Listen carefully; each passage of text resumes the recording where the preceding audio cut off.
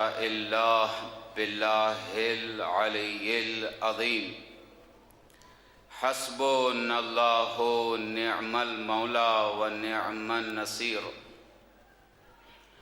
اعوذ باللہ من الشیطان اللعین الرجیم بسم اللہ الرحمن الرحیم الحمد للہ الذی جعل الحمد مفتاحا لذکرہ وخلق الاشیاء ناطقة لشکرہ الذي دل على ذاته بذاته وتنزه عن مجانسة مخلوقاته وجل عن ملائمة كيفياته وكف كف السوء عني بيده وسلطانه یا من قرب من خطرات الظنون وبعد عن لحظات العیون وعلم بما كان قبل ان يكون الصلاة والسلام التحیۃ والاکرام علی البشیر النذیر السراج المنیر الطاہر الطاہر الدر الفاخر العلو الظاہر المنصور المؤید المصطفى الامجد حبیب الہ العالمین المخاطب طٰہٰ و یاسین سیدنا و مولانا بالقاسم محمد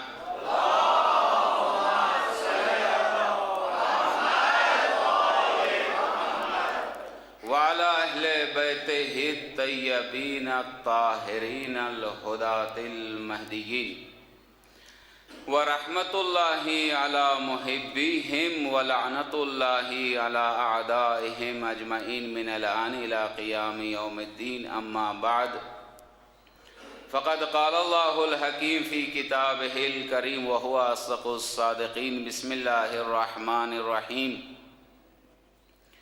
یا ایہا الانسان ما غرک بربک الکریم الذي خلقك فسواك فعدلك في أي صورة ما شاء ركبك صدق الله العلي العظيم صلوات بڑی محمد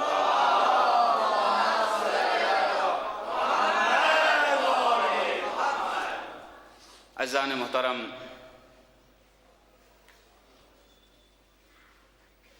جیسے کہ کل کی مجلس میں اس آیہ کریمہ کے ذیل میں جو سورہ انفطار کی 6ویں 7ویں اور 8ویں آیت ہے، جس میں خطاب انسانوں سے کیا جا رہا ہے، ہم نے کل کی مجلس میں کچھ مقدماتی گفتگو کی کہ انسان اپنی تصویر کو قرآن کے آئینے میں دیکھے، پہلے انسان بننے کی کوشش کرے پھر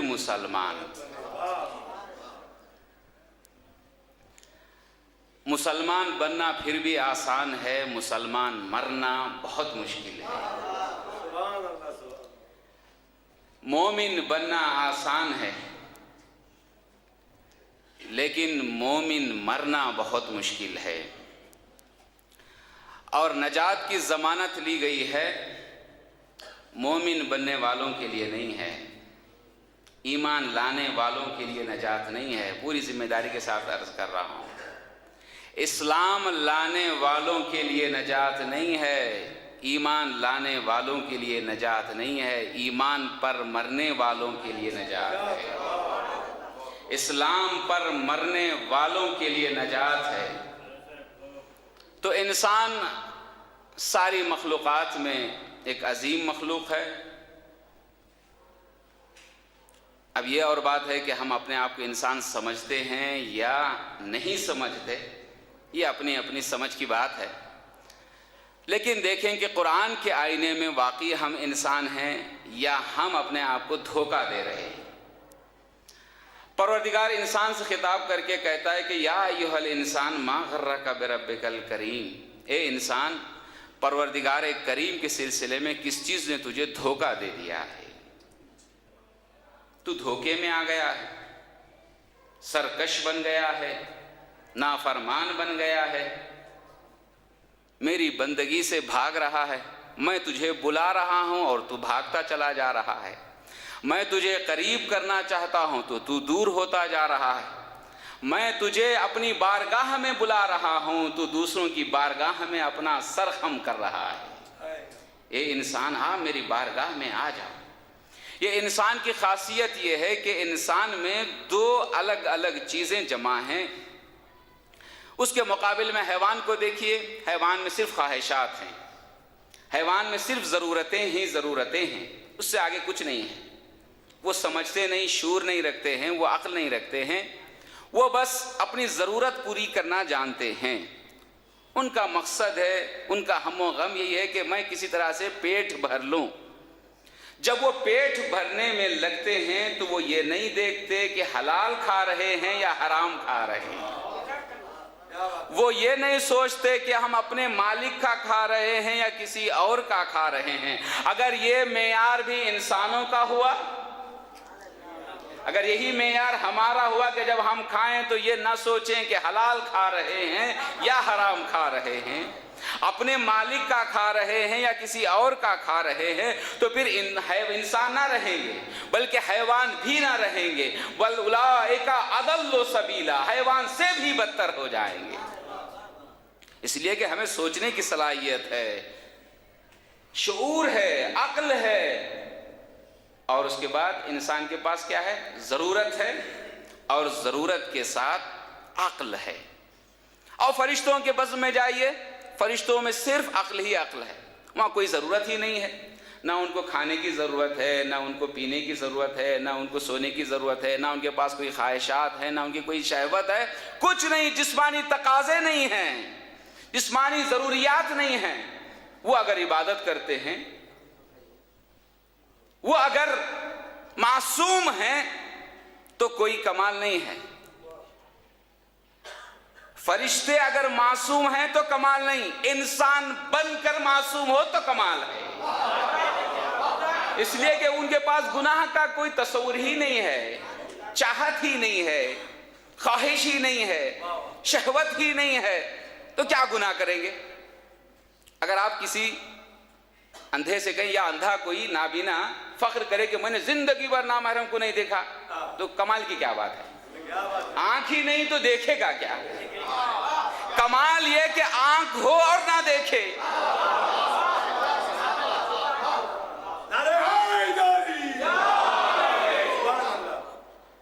तो इंसान के लिए फरिश्ता बन जाना कोई कमाल नहीं है।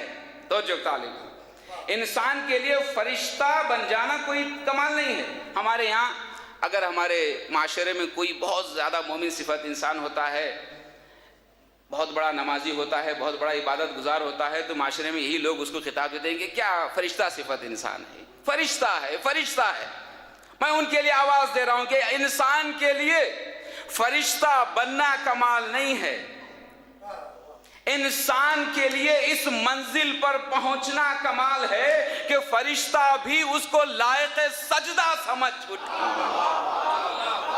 यानी जब इंसान कमाल की मंजिल पर पहुंचता है तो फरिश्तों के लिए मसजूद करार पाता है। यानी हमारे अंदर यानी मोमिन वो होता है जिसकी फरिश्ते तमन्ना करते हैं। सारी दुनिया वाले ये तमन्ना करते हैं कि हम में फरिश्तों की सिफत आ जाए, और फरिश्ते ये तमन्ना करते हैं कि हम में मोमिन की सिफत आ जाए। जब मोमिन की सिफत की तमन्ना इतनी करते हो तो अमीर अल मोमिनीन की कितनी तमन्ना करते हैं। सलवात पढ़िए मोहम्मद वाले मोहम्मद।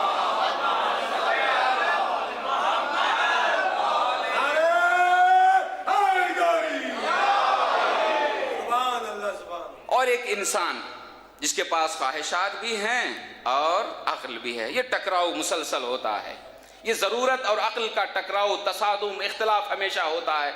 ज़रूरत कहती है कि बस अपनी ज़रूरत पूरी करो, जैसे हो, जैसे मिल जाए, और अक्ल कहती है कि नहीं, अपने खालिक का ख्याल रखो, उसकी मर्जी को मद्देनजर रखो। اس لیے کہ ضرورت پورا کر لینا حیوانیت ہے، انسانیت نہیں ہے۔ ضرورت کو عقل کے مطابق پورا کرنا یہ انسانیت ہے۔ پہلے انسان بنو پھر مسلمان بن سکتے ہو۔ فرشتے انسان کے لیے سجدہ کرنے لگتے ہیں۔ کس نے انکار کیا؟ شیطان نے انکار کیا۔ ساری تفصیلات آپ کو معلوم ہے، اور اس منبر کا صدقہ کہ بہت سارے علوم جو ہے یہاں سے مل جاتے ہیں، بہت سارے معلومات۔ میں یہی کہتا ہوں کہ ہمارا بچہ کوئی جاہل ہی نہیں ہوتا ہے، اس لیے کہ جو منبر پہ آ جاتا ہے اس کو اتنا علم مل جاتا ہے کہ اس کو جاہل ہی نہیں کہا جاتا، اس لیے کہ علم مدرسے میں جانے سے نہیں ملتا ہے، اسکول میں جانے سے نہیں ملتا ہے، کالج میں جانے سے نہیں ملتا ہے، کتابیں پڑھ لینے سے علم نہیں آتا ہے، ڈگریاں پاس کر لینے سے علم نہیں آتا ہے، اس لیے کہ پڑھنا لکھنا اور ہے، علم اور ہے۔ انسان ABCD پڑھنا لکھنا جان لیتا ہے، اردو یہ الف با وغیرہ پڑھنا لکھنا جان لیتا ہے، پڑھنا لکھنا یہ علم نہیں ہے۔ بہت معافی چاہتا ہوں، پڑھنا لکھنا علم نہیں ہے، ڈگریاں پاس کر لینا علم نہیں ہے، یونیورسٹی چلے جانا علم نہیں ہے، یہ فن ہے۔ ہم جس کو علم سمجھ رہے ہیں یہ فن ہے۔ لکھنا پڑھنا جانتا ہوں، میں اچھی طرح سے انگلش لکھ لیتا ہوں، میں اچھی طرح سے اردو لکھ لیتا ہوں، میں اچھی طرح سے عربی لکھ لیتا ہوں، یہ فن ہے۔ کمال کیا ہے؟ اگر صرف یا جملہ بدل کے کہوں معلومات کا ذخیرہ کر لینا بھی علم نہیں ہے۔ کچھ لوگ جو ہے ادھر ادھر سے سن سان کے جو ہے وہ معلومات کو اکٹھا کر لیتے ہیں، مجھے یہ معلوم ہے، مجھے یہ معلوم ہے، یہ مجھے معلوم ہے۔ معلومات کو بھی جمع کر لینا علم نہیں ہے۔ جملہ دے رہا ہوں، اگر معلومات کا ذخیرہ کر لینا علم ہوتا تو آج سب سے بڑا عالم کمپیوٹر ہوتا، لیکن کمپیوٹر کو کوئی آیت اللہ کمپیوٹر نہیں کہتا، حجت الاسلام کمپیوٹر نہیں کہتا، ڈاکٹر کمپیوٹر نہیں کہتا، انجینئر کمپیوٹر نہیں کہتا۔ کیوں؟ اس لیے کہ کمپیوٹر میں معلومات تو موجود ہیں لیکن عمل کرنے کی صلاحیت نہیں ہے، تو لہٰذا معلومات کا اکٹھا کر لینا کافی نہیں ہے جب تک کہ عملی میدان میں نہ آئے۔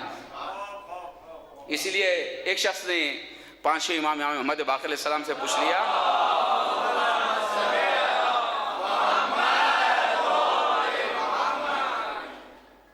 پوچھتا ہے مولا علم کیا ہے؟ بات آ گئی تو عرض کرتا چلوں، علم کیا ہے؟ پوچھتا ہے طب علم ہے، میڈیکل علم ہے؟ کہا نہیں، فن ہے۔ جغرافیہ علم ہے؟ مولانا نے کہا نہیں، علم نہیں، فن ہے۔ کہا سائنس علم ہے؟ کہا نہیں، فن ہے۔ تاریخ کا جاننا؟ کہا فن ہے۔ یہ سب فنون ہے، اور جو ان کو جانتا ہے فنکار ہوتا ہے، عالم نہیں ہوتا ہے۔ جو تاریخ کو جانتا ہے، جو طب کو جانتا ہے، جو جغرافیہ کو جانتا ہے، جو شیمیاء کو جانتا ہے، وہ فنکار ہوتا ہے، عالم نہیں ہوتا۔ تو ایک مرتبہ پوچھنے والے نے پوچھا یا ابن رسول اللہ علم کیا ہے؟ علم کیا ہے؟ مولانا نے اپنے سینے کی طرف اشارہ کر کے کہا معرفتنا علم، ہماری معرفت رکھنے والا عالم ہوتا ہے، ہماری معرفت علم ہے۔ یعنی سب کچھ جانتا ہو لیکن ہماری معرفت نہ رکھتا ہو، سب سے بڑا جاہل ہے۔ اور کچھ ایسے جو پڑھنا لکھنا بھی نہیں جانتے، کسی مدرسے بھی نہیں گئے، کسی اسکول میں نہیں گئے، کسی کالج میں نہیں گئے، لیکن ہماری معرفت رکھتے ہیں تو وہ عالم ہیں۔ اس لیے معرفت کے لیے بصارت کی ضرورت نہیں ہے، بصیرت کی ضرورت ہے۔ اسی لیے کہا گیا کہ العلم نور یقذفہ اللہ فی قلب من یشاء، علم خدا کی طرف سے عطا ہوتا ہے، ہماری کوشش سے نہیں۔ جو چیز ہماری کوشش سے آتی ہے اس کو علم نہیں کہا جاتا، علم کو نور کہا گیا ہے۔ نور کو حاصل کرنے کے لیے ادھر سے عنایت چاہیے، ادھر سے لطف چاہیے، ادھر سے مسلسل لطف چاہیے۔ علم نور ہے، خدا جس ظرف میں وہ صلاحیت دیکھتا ہے ڈال دیتا ہے۔ لہذا ابلیس جو بہکا اسی ظاہری اپنی قیاس کی بنیاد پر، اپنے گمان کی بنیاد پر، وہ سمجھتا تھا کہ میں بھی کچھ جانتا ہوں۔ صرف علم کا نتیجہ گمراہی ہے۔ اگر علم کے ساتھ معرفت نہ ہو تو شیطانیت ہے، علم کے ساتھ اگر معرفت ہو تو شبیریت ہے، حسینیت ہے، علویت ہے، فاطمیت ہے۔ اس نے قیاس کیا، मैं सजदा करूं इसका, आदम का, जो मिट्टी से पैदा किए गए। हमारी खिलकत मिट्टी से, का फक्र है मैं मिट्टी से हूं। का मिट्टी नीचे की तरफ जाती है, आग ऊपर की तरफ जाती है। आग बड़ी है, आग बुजुर्ग है, आग बरतर है। मिट्टी नीचे की तरफ जाती है, वो पस्त है, वो पाइन है। इनकार कर दिया। अब वस्तकबर व काना मिनल काफिरीन, इनकार कर दिया और काफिर हो गया। क्या हुआ? काफिर हुआ, लेकिन मुनाफिक नहीं हुआ। उसने कहा मैं काफिर हो जाऊंगा लेकिन मुनाफिक नहीं रहूंगा। इसलिए कि इंसानों ने, एक ग्रोह इंसानों का वो कारनामा अंजाम दिया जो शैतान भी ना कर सका। शैतान ने सजदा करने का इनकार तो कर दिया, लेकिन किसी नबी के कत्ल में मुलव्वस ना हुआ। अब जब इंसान गिरता है, देखिए इंसान के दोनों पहलू हैं। गिरता है तो इतना गिरता है, इतना गिरता है, शैतान से भी ज्यादा गिरता है। जब बुलंद होता है तो इतना बुलंद होता है कि फरिश्तों से भी बुलंद हो जाता है। वो काना मिनल काफिरीन, काफिरीन में से हो गया। कियास करने लगा वो मिट्टी से पैदा किए गए और मैं आग से पैदा किया गया। इसका कियास कितना गलत था। खुदा से उसने ख्वाहिश की, परवरदिगार इस सजदा करने से मुझे माफ कर दे, मैं सजदा नहीं करूंगा आदम का, लेकिन तेरी ऐसी इबादत करूंगा कि क़यामत तक किसी ने ना की हो। उसने वादा किया, ऐसी इबादत करूंगा। इन्हें अपनी इबादत में कितना नाज था उसको। आपको मालूम है कि शैतान ने, इबलीस ने, शैतान सिफत है, नाम इबलीस है। ये शैतान किसी का नाम नहीं है। जो भी शैतानत करता है वही शैतान है। ये ना सोचें कि उसका खास मखसूस हैकल है, खास सूरत है, खास शक्ल है। नहीं, वो जिन्नों में से है, फरिश्तों में से नहीं। जो भी बहकाए, अगर किताब गुमराह करती है तो किताब शैतान है, बीवी गुमराह करती है तो बीवी शैतान है, दोस्त गुमराह करता है तो दोस्त शैतान है, पड़ोसी गुमराह करता है तो पड़ोसी, कोई जाकिर गुमराह करता है तो वह जाकिर शैतान है। यानी जिस शक्ल सूरत में भी लोगों को जो गुमराह करता है, जो भी नाम रखता हो, सिफत में शैतान है।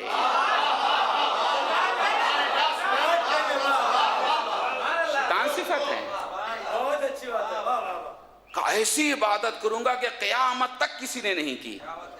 तो खुदा ने एक जुमला फरमाया का इबादत का मफहूम समझें जो हमारे लिए काम है।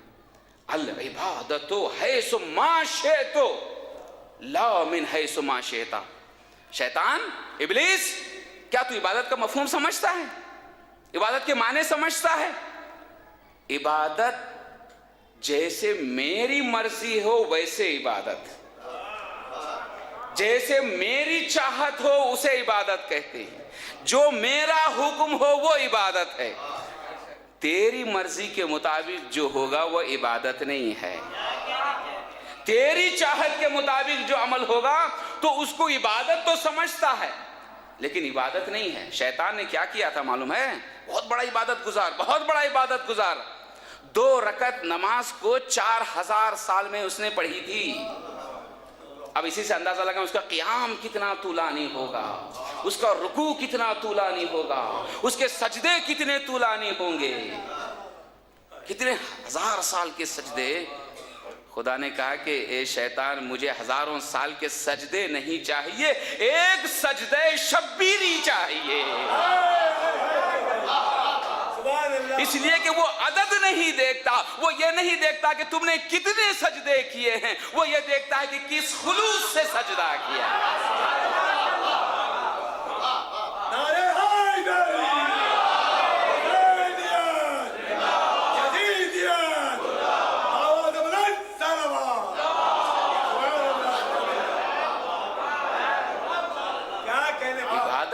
तुम्हारी मर्जी का नाम नहीं है, तुम्हारी चाहत का नाम नहीं है, तुम्हारी पसंद का नाम भी नहीं है, मेरी पसंद का नाम है, मेरी चाहत। आज भी ये कहीं कहीं शैतानत, ये शैतानी फिक्र हमारे लोगों में भी दिखाई देती है।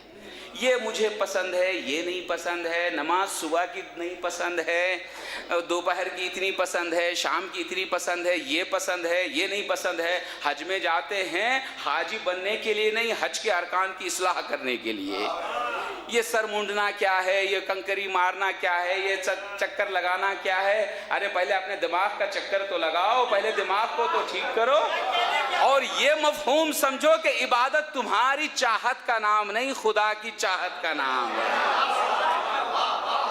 یہ فکر کہیں کہیں ہمارے پاس دکھائی دیتی ہے، اور مزاج کے مطابق دین کو ڈھالنے کی کوشش کرتے ہیں کہ مجھے یہ پسند ہے، یہ نہیں پسند ہے، ایسا ہوتا تو اچھا تھا۔ ارے خدا کو سمجھانے کی کوشش کر رہے ہیں۔ ظاہری طور پر اعتراض دکھائی دیتا ہے، اشکال دکھائی دیتا ہے، گہرائی میں جا کر دیکھیے، یعنی خدا کو بھی سمجھا رہے ہیں جس نے تمہیں پیدا کیا۔ پہلے تم سمجھنے کی کوشش کرو۔ یہ فکر ہے کہ میرے مزاج کے مطابق، میرے مزاج کے مطابق، تمہارے مزاج کے مطابق دین نہیں ہوتا، تم اپنے مزاج کو دین کے مطابق ڈھالو۔ ہم مزاج کے اسیر ہیں۔ یہ مزاج ہے جو انسان کو بربادی کی طرف لے جاتا ہے۔ یہ مزاج جو ہے عادت کی پیداوار ہے، یہ مزاج ماحول کی پیداوار ہے، یہ مزاج اطراف کے لوگوں کی پیداوار ہے، ساتھیوں کی پیداوار ہے۔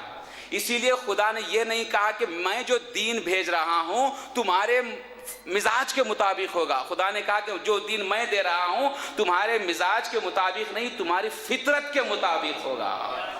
تمہارا مزاج تمہیں نفاق پیدا کرتا ہے، فطرت تمہیں فطرت اسلام کی طرف لے جاتی ہے۔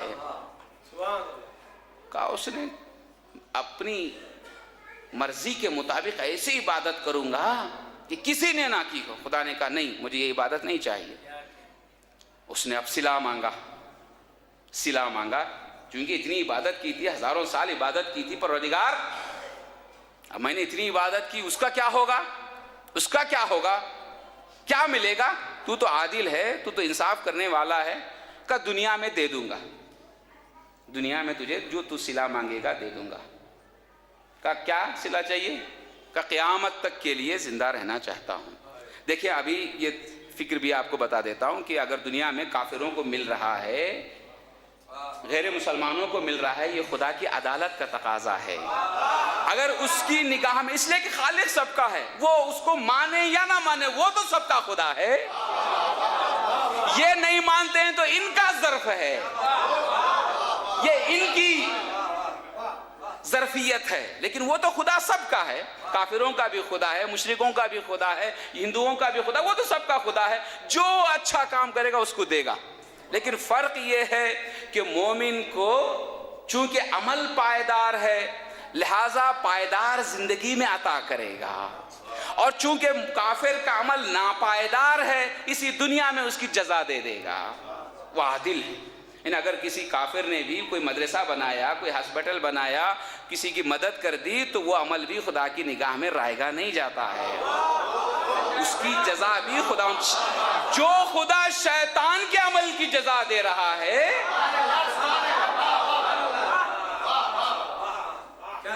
ابھی بھی یقین نہیں ہے خدا کی عدالت پر؟ جو خدا شیطان کو اس کے عمل کی جزا دے رہا ہے، کیا مومن کو اس کے عمل کی جزا نہیں دے گا؟ لیکن بس اتنا سمجھو، اپنے عمل کی قدر پہچانو، اپنے نفس کی قدر پہچانو، اپنے ایمان کی قدر پہچانو کہ مومن کا عمل اتنا وزنی ہے، اتنا قیمتی ہے۔ خدا نے کہا کہ پوری دنیا کو سونا و جواہرات سے بھر بھی دیا جائے تو مومن کے ایک سجدے کا مقابلہ نہیں کرتی، اس لیے کہ مومن کا عمل پائیدار ہے، دنیا ناپائیدار ہے۔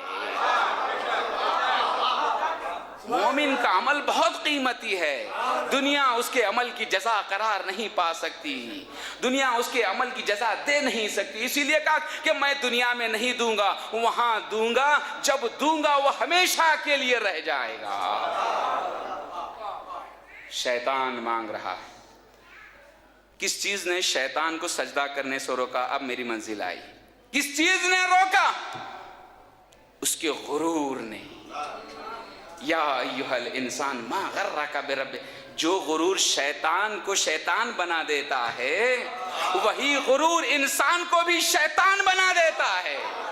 یہ حدیث میں عرض کیے دیتا ہوں، یہ میرا حاصل مجلس ہے.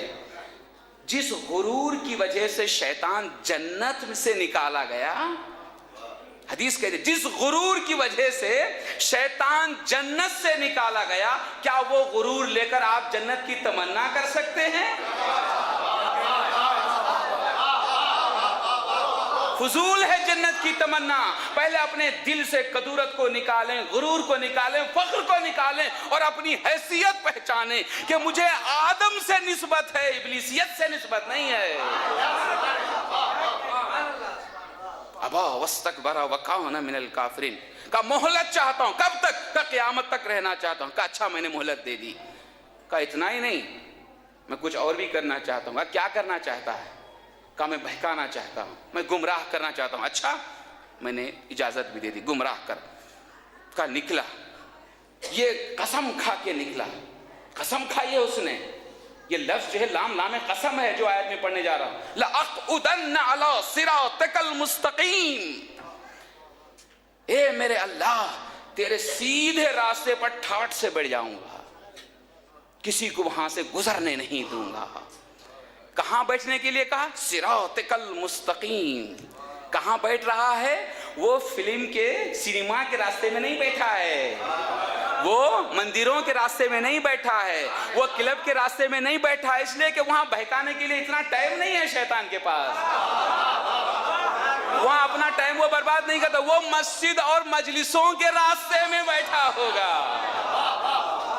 لَأَقْعُدَنَّ عَلَىٰ صِرَاطِكَ الْمُسْتَقِيمِ. میں مجلس کے راستے میں بیٹھ جاؤں گا، مسجد کے راستے میں بیٹھ جاؤں گا، خانہ کعبہ کے راستے میں بیٹھ جاؤں گا، کربلا کے راستے میں بیٹھ جاؤں گا. اب یہاں لوگوں کو گمراہ کروں گا. کہ کیسے بہکائے گا؟ کہ چاروں جانب سے بہکاؤں گا، دہنی طرف سے بھی، بائیں طرف سے بھی، آگے سے بھی اور پیچھے سے بھی، چاروں طرف سے بہکاؤں گا. کہا میں نے اجازت دے دی بہکانا. کہا تو بہکانا ہے تو بہکا لے، گمراہ کرنا ہے تو گمراہ کر لے، لیکن اتنا جان لے کہ سمتیں 4 نہیں 6 ہیں. چاروں طرف سے تو بہکا رہا ہے، زنجیروں پہ زنجیر ڈال رہا ہے، رسیوں پہ رسی باندھ رہا ہے، یہ کوئی اس صراط مستقیم سے گزر نہ پائے. لیکن یاد رکھ لے کہ سمتیں 4 نہیں ہیں 6 ہیں. اگر تو چاروں طرف سے گمراہ کرنے کی کوشش کرے گا، اگر کوئی میرا بندہ سر اٹھا کے ہدایت مانگے گا تو دوں گا، سر جھکا کے ہدایت مانگے گا تو دوں گا.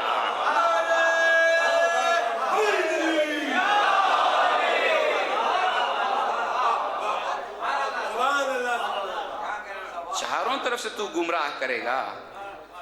اب 2 ہی راستے رہ گئے، یا سر اٹھا کے مانگو یا سر جھکا کے مانگو. سر بھی ادھر اٹھاؤ، سر بھی ادھر جھکاؤ.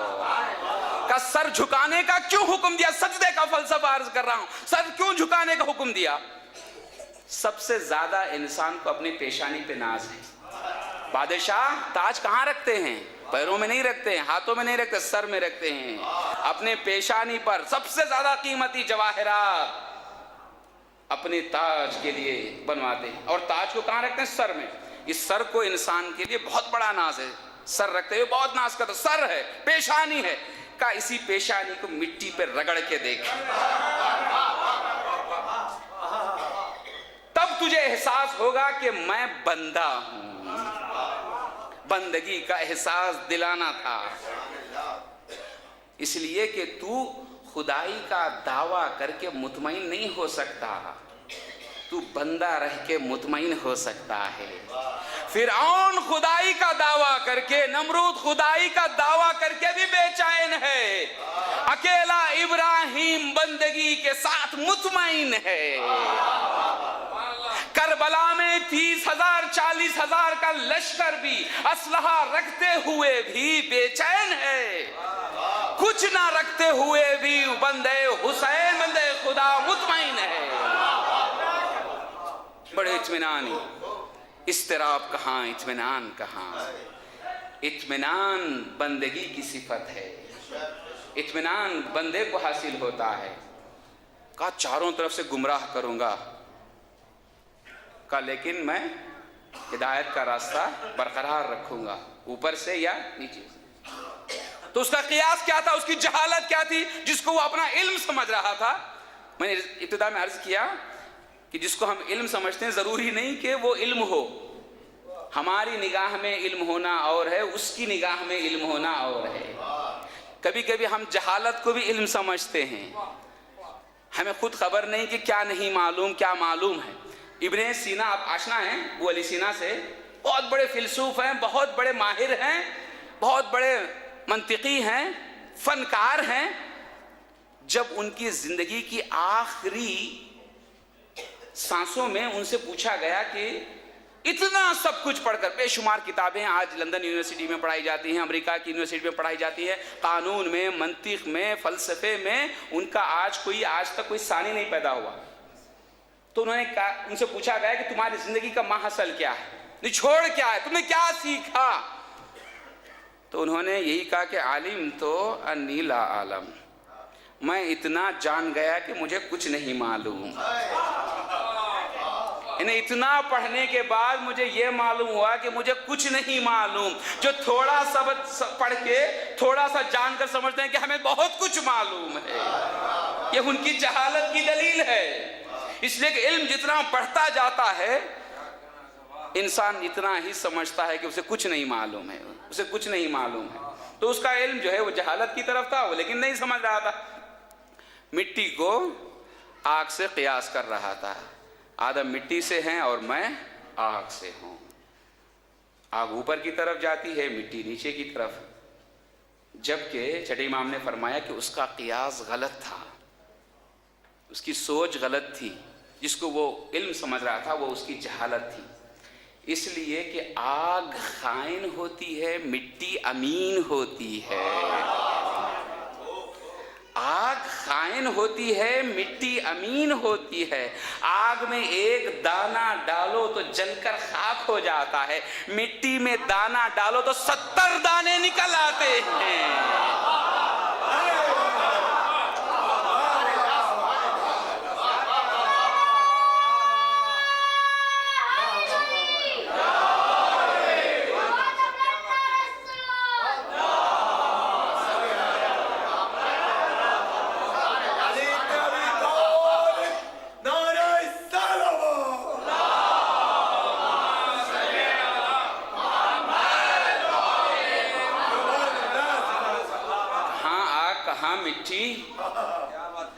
اگر ہمارے پاس امانت داری ہے تو سمجھیے کہ صحیح اولاد آدم ہیں، اور اگر خیانت ہے تو وہ شیطنت ہے. اس لیے کہ انسان کے جسم میں متضاد چیزیں ہیں. اس کو کم از کم اگر خلاصہ کیا جائے تو 4 چیزیں ہیں جس کو عناصر اربع کہا جاتا ہے. حالانکہ اب اس کی تعداد بڑھاتے بڑھاتے 70 80 100 تک ہمارے جسم میں جو ہے مٹی بھی ہے، سونا بھی ہے، چاندی بھی ہے، سب کچھ ہے، لیکن ہم نہیں جانتے، الگ کرنا نہیں معلوم ہے. آگ ہے، ہوا ہے، لیکن کم از کم اس کو جو خلاصہ کر کے بتایا گیا کہ 4: آگ، مٹی، ہوا اور پانی. یہ 4 چیزیں ہر انسان میں ہیں. 4 متضاد چیزیں جس کو آپ باہر جمع نہیں کر سکتے. یعنی دنیا خارج میں، باہر کی دنیا میں آپ ان 4 چیزوں کو ایک جگہ جمع نہیں کر سکتے. آگ کو پانی کے ساتھ آپ جمع کر سکتے ہیں، مٹی کو ہوا کے ساتھ جمع کر سکتے ہیں؟ نہیں کر سکتے. متضاد 4 چیزوں کو خدا نے ایک انسان میں جمع کر دیا اور جمع کر کے کہتا ہے فَتَبَارَكَ اللَّهُ أَحْسَنُ الْخَالِقِينَ. جمع کر دیا ہے اس نے. جو کام تم نہیں کر سکتے یہ نہ سوچو خدا بھی نہیں کر سکتا. قیامت کے سلسلے میں کہیں کہیں شک و شبہ ہوتا ہے، ارے ہم مر جائیں گے، ہماری جسم جو ہے مٹی میں مل جائے گا، خاک میں بدل جائے گا، وہ دوبارہ کیسے زندہ کر سکتا ہے؟ تم نہیں کر سکتے تو کیا خالق بھی نہیں کر سکتا؟ اس جسم میں، ہمارے جسم میں آگ ہے، مٹی ہے، ہوا ہے اور پانی ہے. کیوں ان 4 چیزوں کو خدا نے ایک جگہ جمع کیا؟ اس کا فلسفہ عرض کیے دیتا ہوں. پانی کو جمع کیا تاکہ ہمارے اندر عطوفت پیدا ہو. ہمارے پاس پانی کا صفت یہ ہے، پانی کی صفت یہ، پانی کی خاصیت یہ کہ اس میں عطوفت، نرمی، پانی جو ہے نرمی کی طرف لے جاتا ہے. ہمارے اندر پانی اس لیے رکھا گیا تاکہ ہمارے اندر عطوفت پیدا ہو، محبت پیدا ہو، نرمی پیدا ہو. اور آگ کیوں ڈال دی؟ تاکہ ہمیشہ نرمی سے کام نہ چلے. دشمن کے مقابل میں گرمی بھی ہو. رسول کی صفت کیا تھی؟ رحماء بینہم اشداء علی الکفار. جب مومنین سے ملتے، اپنوں سے ملتے، ماں کی مامتا کی طرح سے پیش آتے. جب دشمنوں کے ساتھ ملتے، چلتی ہوئی تلوار کے مانند چلتے. اشداء علی الکفار. کا ہوا کیوں ڈال دی؟ ہمارے جسم میں ہوا کیوں ڈال دی؟ تاکہ ہم بلند پرواز بنیں، بلند ہمت رہیں. اس لیے کہ ہوا کی خاصیت بلندی کی طرف جانا ہے. ہمارے اندر خدا نے ہوا ڈال دی تاکہ تم زمین کا خیال نہ رکھو، آسمانوں کی طرف پرواز کرنے کی سوچ رکھو. اور اگر پرواز بھی کر گئے مٹی کیوں ڈال دی؟ پرواز کرنے کے باوجود بھی غرور نہ کرو. مٹی اس لیے رکھ دی کہ خاکسار بنو.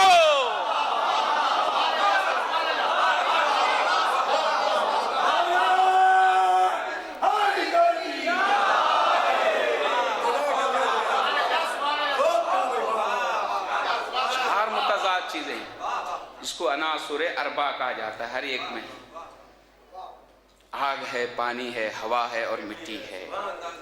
کا یہ چاروں چیزیں تمہارے پاس جمع کر دی گئی ہیں اور ان کو میرے منشا کے مطابق، میری مرضی کے مطابق. میں نے کل کی حدیث قدسی بیان کی. فائدہ اس کا تمہیں ہوگا. یاد رکھو، یہ عبادت کرو گے تو میں تمہاری عبادت کا محتاج نہیں ہوں. ساری دنیا میں جتنی مخلوقات ہیں، جتنے انسان ہیں، سب مجھے خدا مان لیں تو میں بڑا نہیں ہو جاتا ہوں، اور سب مجھے میری خدائی کا انکار کر دیں تو میں چھوٹا نہیں ہو جاتا ہوں. اگر تم مانتے ہو تو یہ تمہارا فائدہ ہے. اور اس کا فائدہ ہے کہ عبدی تکن لی اکن لک. اے میرے بندے، تو میرا ہو جا، میں تیرا ہو جاؤں گا. میری دی ہوئی صلاحیتوں کو، میری دی ہوئی نعمتوں کو تو میری راہ میں خرچ کر دے. دیکھ، میری اپنی خدائی کو تیرے حوالے